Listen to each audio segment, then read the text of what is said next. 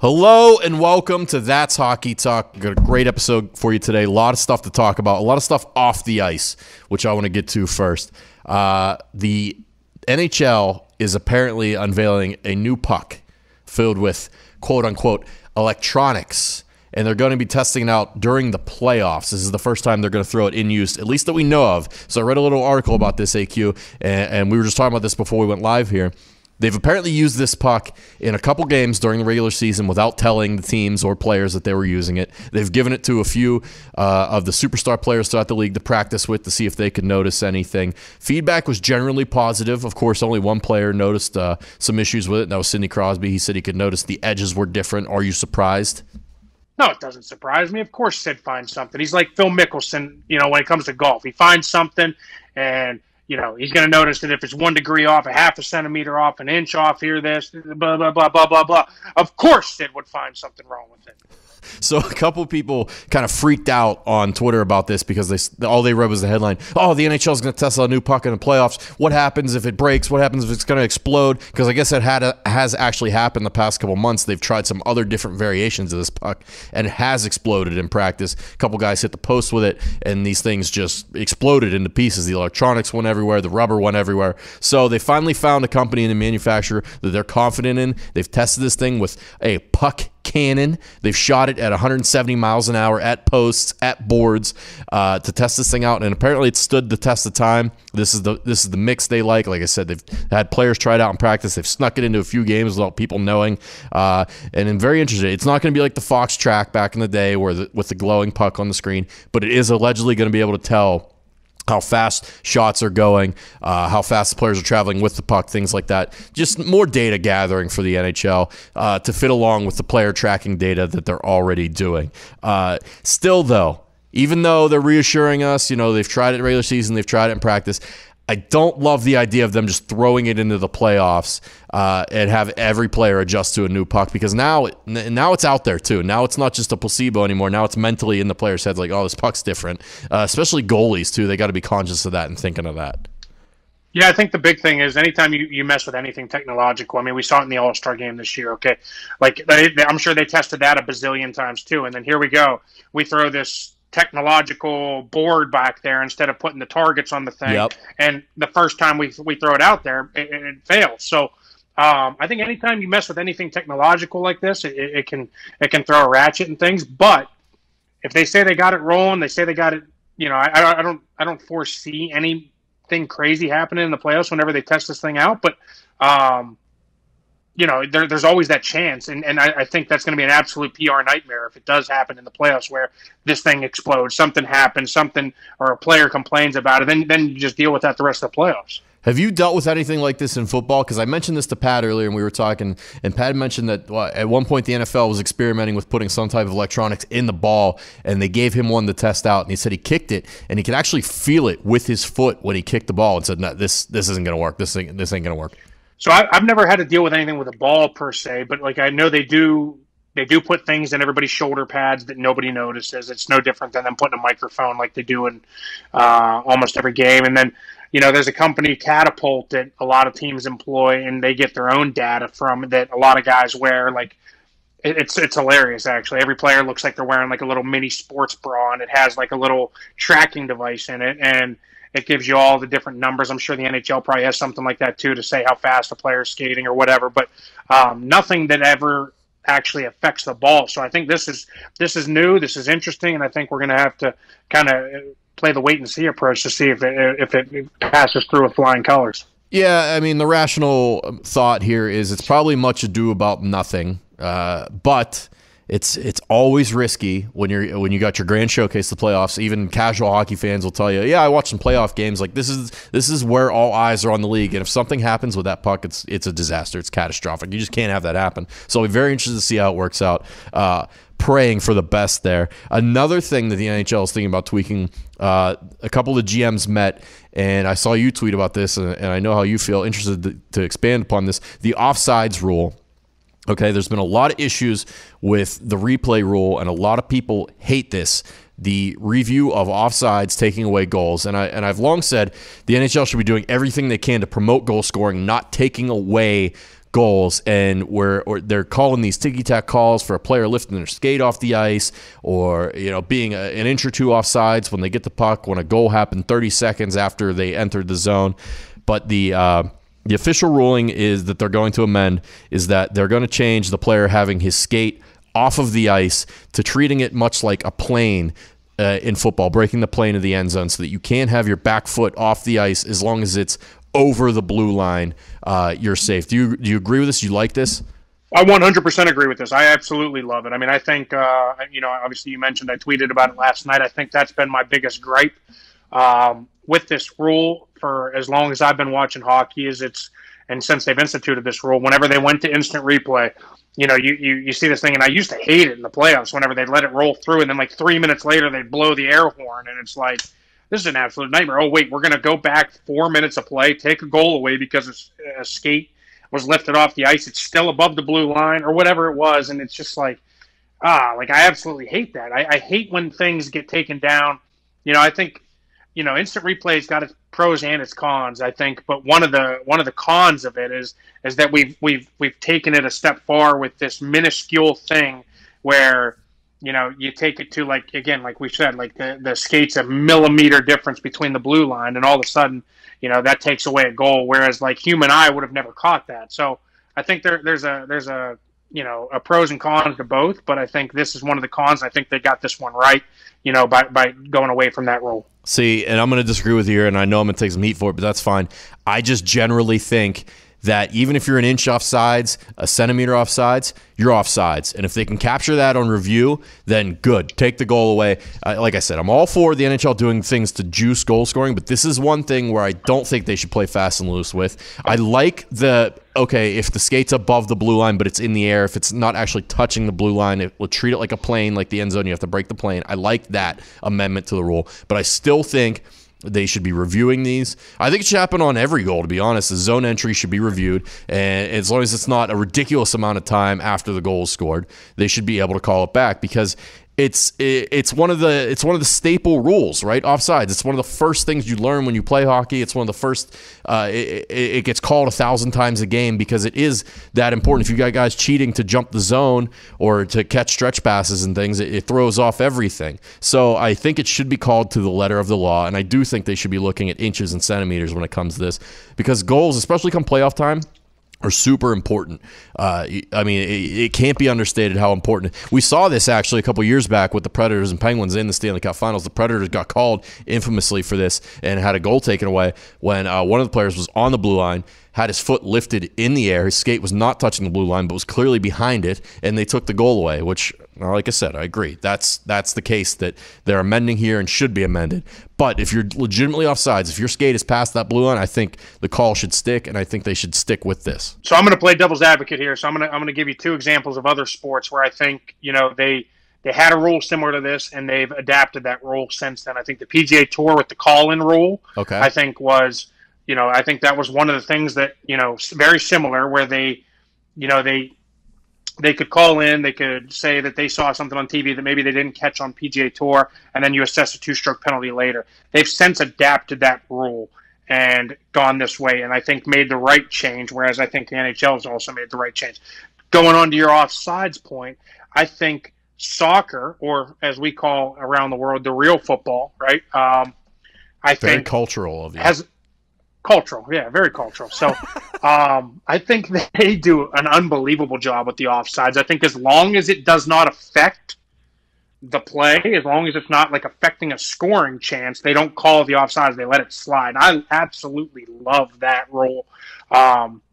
There's obviously many instances you can go over time, whereas like the infamous Danny Briere's goal against the Penguins in 2012. Oh yeah, that's immediately what I think of every time. And I think that obviously affects it. Boom, that's an instant. You got to make that call, right? But I think these little ones where it's like a half a centimeter off, like I don't think it's really affecting much. I could be completely wrong. Obviously, we've heard your take, but that's my devil's advocate. Yeah, too. I mean, it's probably not. But what I think of is where do you draw the line when it gets to that? Because there is an actual line on the ice, so we don't need to play figuratively and literally. There's a line right there, and it starts to creep into my mind like traveling in basketball. We've seen traveling. It's so egregious sometimes and it's not called, and then other times they call it on the littlest, tickiest, tackiest thing. It's like, you don't need to make it that big of a judgment call. There's an actual line right there, and typically with the way the cameras are placed, it's not that hard to tell the difference if a guy's offsides or not. I think you just call it to the letter of the law, make it easy on everybody. It's a built-in excuse for the referees. Well, I mean, there, look, it's right there. He was an inch offsides. What do you want me to do? An inch is an inch. It still counts. It still matters. We wouldn't do this around the goal line with a puck and a goal, right? That puck has to be completely across that line to consider it a goal. So I think it should be the same way with offsides. I think the skate either has to be touching that blue line, and if you're a centimeter past it, you're offsides. Sorry, hate to tell you. Fair enough. Fair enough. All right, let's get to some actual action on the ice. There's been a little bit of a debate recently on Twitter, and this was kind of spearheaded by Greg Wyshynski over at ESPN, about the MVP race this year. And Leon Draisaitl of the Edmonton Oilers obviously been on a tear, especially without Connor McDavid. He missed those 6 games recently, and in that time, Draisaitl didn't miss a beat. He gets 4 goals, 8 assists. And the knock on Draisaitl has been, well, he plays with McDavid too much, and he's got a lot of help. When in reality, I mean, that Oilers team isn't that good. It's literally carried by these 2 guys. What are your thoughts on this, and how are you feeling about this MVP race? Because in my mind, there's no clear-cut winner, but I am a big proponent of, if you're leading the league in points and your team's going to make the playoffs, you're the guy. It's almost essential to me that the Art Ross, the scoring trophy winner, and the league MVP go hand in hand. Yeah, I agree with you. I mean, I think it works more in this sport than any other sport. I think in so many cases, we've had this conversation numerous times, where a lot of these postseason awards go to maybe not necessarily the best player overall, but it maybe is the best player on the best team, or team success always brings individual success, right? I think that's the thing that we always kind of roll with. And so I think in this case, though, I mean, Draisaitl had an unbelievable year, and he's been slowly creeping and moving that way over the last couple of years. I mean, he's gradually gotten better and better and better, and the year that he's put together this year has been unbelievable and nothing short of, miraculous, really, because Edmonton was dog shit last year. They were fucking atrocious. Terrible. And here they are, and you got these 2 guys just literally carrying them on the back. And I'm not up to date with the standings, but I know they were tied with Vegas for a while in top of the Pacific. I think they're somewhere kind of right around there still, and it's solely because of those 2 players. Yeah. So you have to look at that and obviously give them an edge right now. I mean, there's no denying playing with Connor McDavid helps. Like, Draisaitl has 108 points right now at this point in the season. No one else has 100. McDavid's the next closest at 95. So you got a 13-point lead on your teammate, who is widely considered to be the most dynamic and most talented player in the league right now.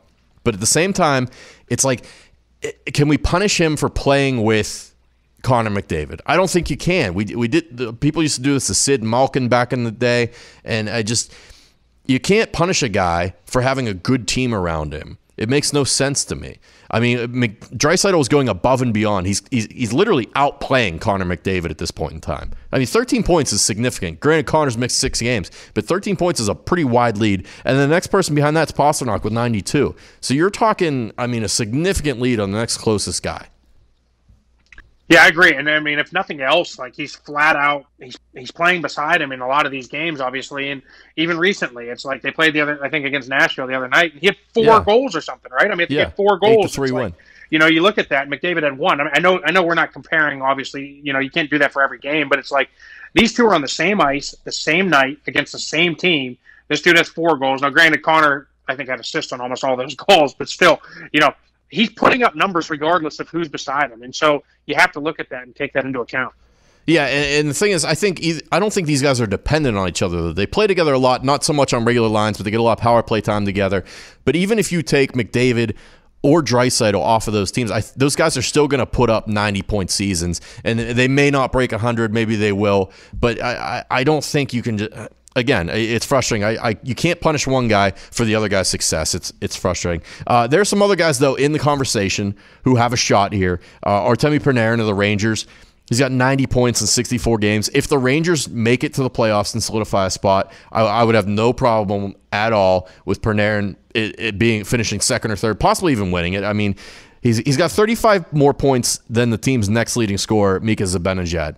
Okay, so that's a little bit of a different situation than McDavid and Draisaitl, where you've got such a wide gap here between the next player on the team. And Zibanejad's no slouch; he can play. He's a good center. So what Panarin's been able to do with what was supposed to be a young rebuilding team in New York has been nothing short of unbelievable. And then you got Nathan McKinnon in Colorado. He's got 86 points in 65 games, and apparently his pace is similar to what he had in the 17-18 season. Saw him finish second for the MVP. So, I mean, again, a similar situation there, though, where he's got Mikko Rantanen with him, but he's 39 points ahead of Cale Makar, the Avalanche's second leading scorer. So these are wide gaps we're talking in first and second on the team in scoring.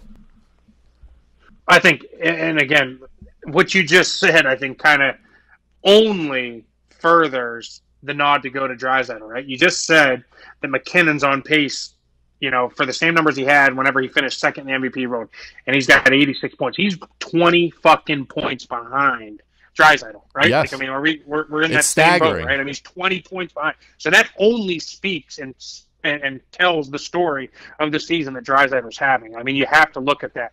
I'm a huge fan of Nathan McKinnon. I know the Avalanche people kind of get on us every once in a while for not talking about them enough.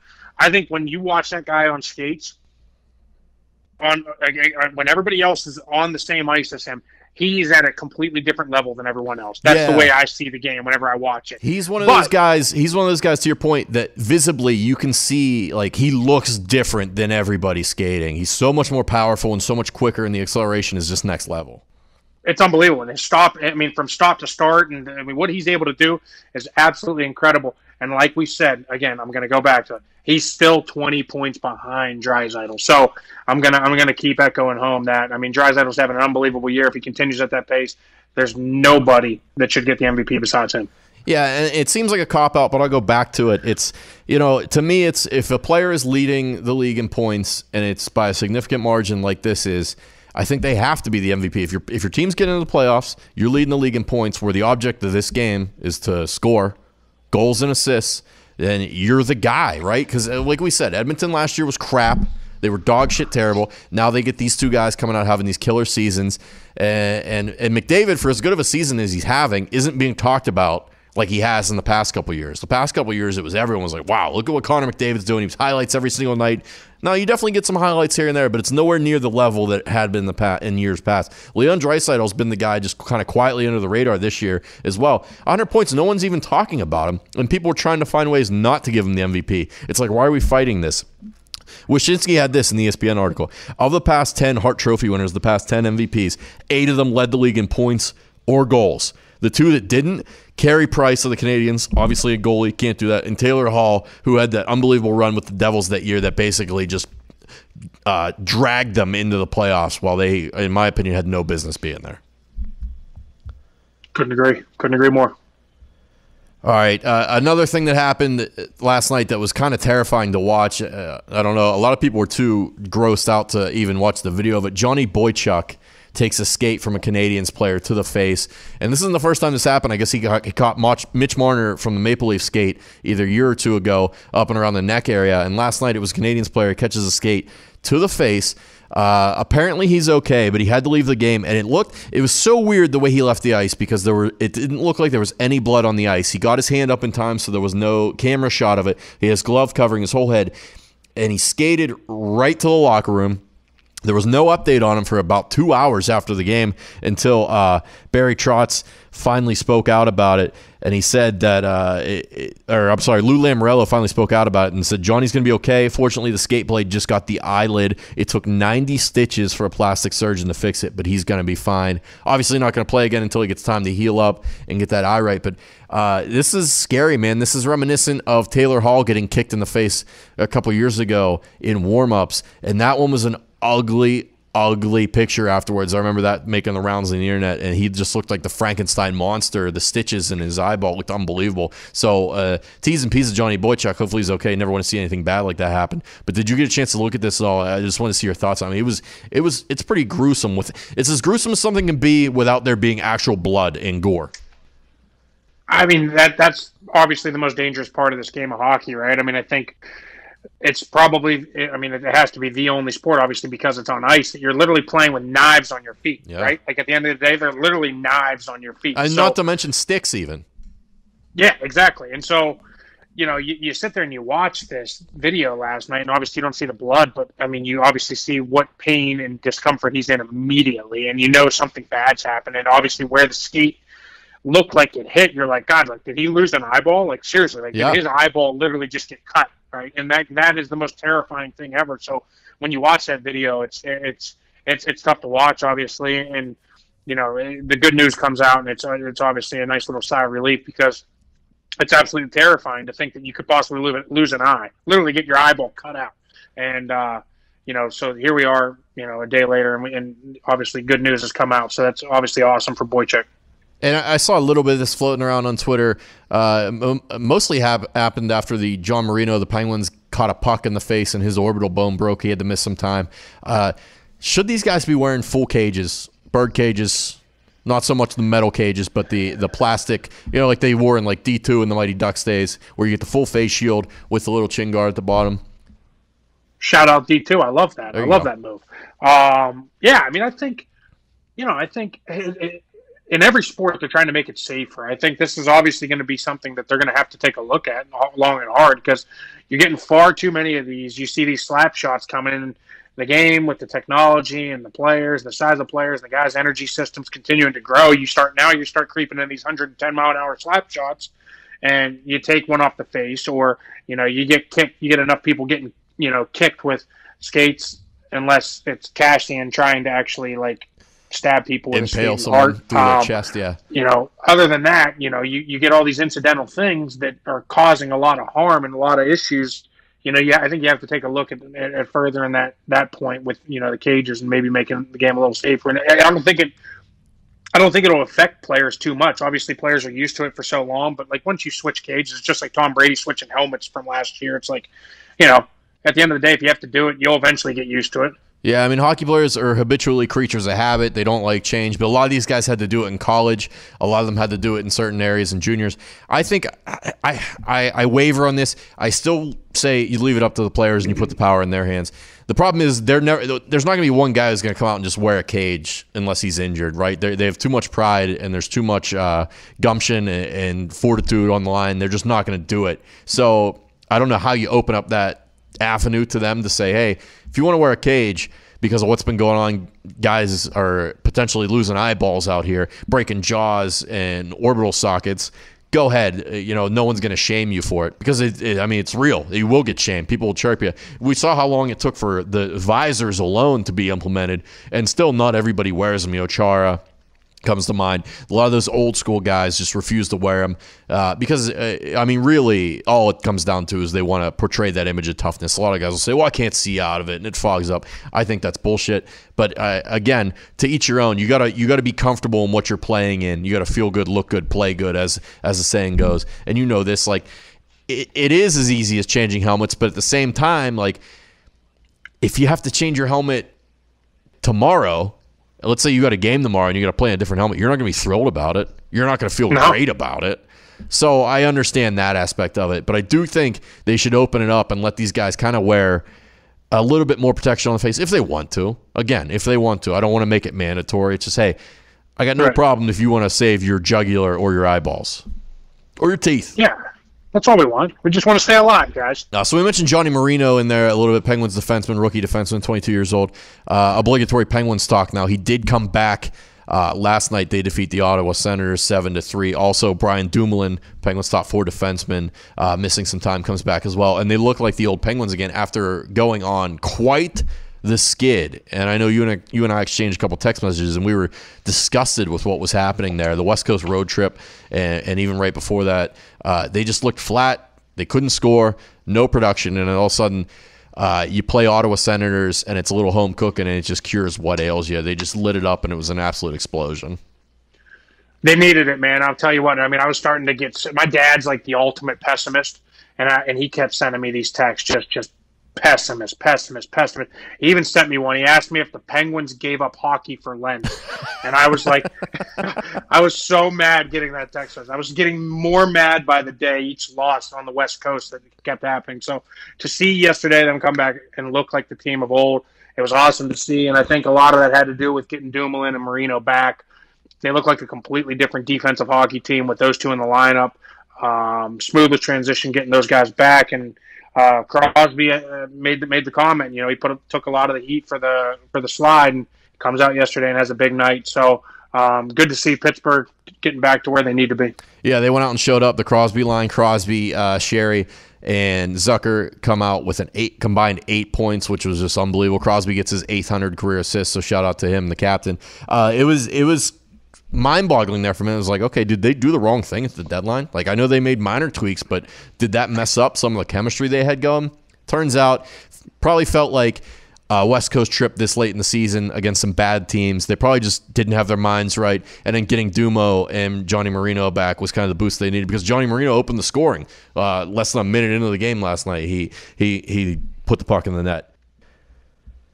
Yeah, knock on wood. Hopefully they're getting healthy at the right time, because it looks like I think I read this morning that Bukestad's going to be a game-time decision tomorrow, and it looks like Ashton Reese is on his way back. Tanev missed yesterday for being ill, so this could be the first time in quite some time the Penguins got a full slate of guys. And it'll be interesting because they have a couple division games coming up to close out the season. The Metro Division, obviously, damn near impossible to play in this year. Every team looks like they could be a contender for the Cup, especially, unfortunately, the Philadelphia Flyers, the old arch rival, have made quite a surge recently. 8-2 in their last 10, 6 in a row, and they are firmly now in second place in the Metro Division. Washington sitting in 1 at 86. Flyers second at 83. Penguins trailing with 82 points. Are you worried? You texted me earlier, and it seemed like you're a little worried about the Flyers. I don't want to say I'm worried, but I don't like this one bit. I don't like the move they've made. Obviously, the Metro's been unbelievable this year. You know, you got them, and then right behind them, you got the Islanders and Carolina all bunched up behind Pittsburgh. And then you got, you know, obviously Capitals, Philly, and Pittsburgh in the top three. But, you know, you sit there and you look at what Philly's been able to do. They got great goaltending going on. They're playing good, solid team defense.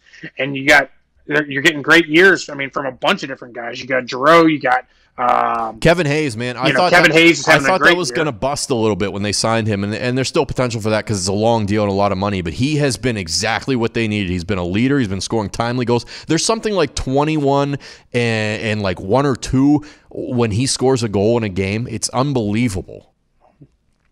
Yeah, and I think when they played, he got the nice little welcome when they went back to New York last week, and I think he scored a goal up there that night. I mean, he's been great for them this year. So Philly's playing the way they need to going into the playoffs. They can keep it rolling. I mean, the Metro looks like obviously the division to beat rolling in. Tough division. Columbus, Carolina, Islanders, they're all kind of right there in vying for the mix. So it's going to be an interesting final, 17 games left? Yeah, and it's to me, it just screams first-round playoff matchup, Pens Flyers. I would not be shocked at all. And I'm looking now just kind of at their records here and the standings. Ironically, they are very, very similar. Philly at home, 23-5-4. Penguins, 23-6-4. We know the Penguins have been good at home this year. I didn't realize the Flyers were feasting at home as well. And then on the road, Flyers 15-15-3, Pens 15-15-2. So home ice is going to play a very important role in any series between those two teams, and it's up to the Penguins here. They got some games left in the division.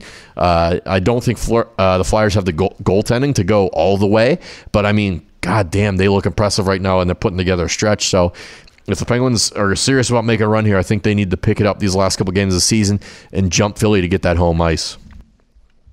Couldn't agree more. Let me get one more thing out here on Pittsburgh. I think you saw it, you know, I think around the league you're starting to see kind of the split goaltending thing, but I think the closer we get into the playoffs, you're starting to see Holtby get more time for Washington. You're starting to see Rene obviously get more time in Nashville. You're starting to get all these kind of guys who have been splitting goaltending. You're still seeing the even split, really, between Murray and Jory. I think Pittsburgh needs to find out who their number one guy is going to be going into this playoffs, because you can't sit here and go game 1, game 2, game 3, game 4 with these guys in the playoffs. So I think that's obviously something that Pittsburgh has to get hammered out here real soon. Okay, I'm going to put you on the spot here before we go. Last question here. Right now, the Islanders and the Blue Jackets sit with 78 points, tied for first and second wild card spots. Then you have Carolina at 75, Rangers at 74, and Florida at 73. Of those last three teams outside the playoffs currently, Carolina, Rangers, and Florida, who do you see right now who's not going to make it? Just give me one. Just give me one that's going to drop out of that Florida race. Panthers will not make it. Florida's out. Okay. Yeah, it's the easy one, but I agree with you there. Just for whatever reason, it always seems like they make a late season surge, but they never get it done, and they're never close enough. We got another similar close race here in the West. Same thing. In the wild card 1, we got Vancouver. In 2, we got Winnipeg, both tied, 74 points. Then you go Minnesota at 73, Nashville 72, and Arizona at 72. Of those three, give me one that's not going to make it. Oh man, they're gonna come at me hard on this one. The Arizona Coyotes will not make the push. I can't bail on them. I didn't do it last year. I said they were getting in. I said it earlier this year, and I'm sticking with them. I think they're creeping up to that 8th spot. I think it's going to be Winnipeg who falters. I think they're going to dip out of there. And I don't know if Minnesota can hold up. Nashville, it's been so iffy since they fired their coach. They struggled, and then they went on a little bit of a run, and then 5-4-1 their last 10. They just can't seem to find that stride of piecing a couple games together. And the talent on that roster, we've said it so many times, it doesn't make sense why it's not producing. But I think in this offseason, you might see some shakeups with them because I think they're going to need to reevaluate. But all right, that's it for us this week. Thanks for rocking with us. As always, follow along on Twitter. That's Hockey Talk. We got some merch in the store. Go to store.patmcafeeshow.com. Check us out on YouTube, youtube.com/The Pat McAfee Show. Hey, Q. And that's Hockey Talk.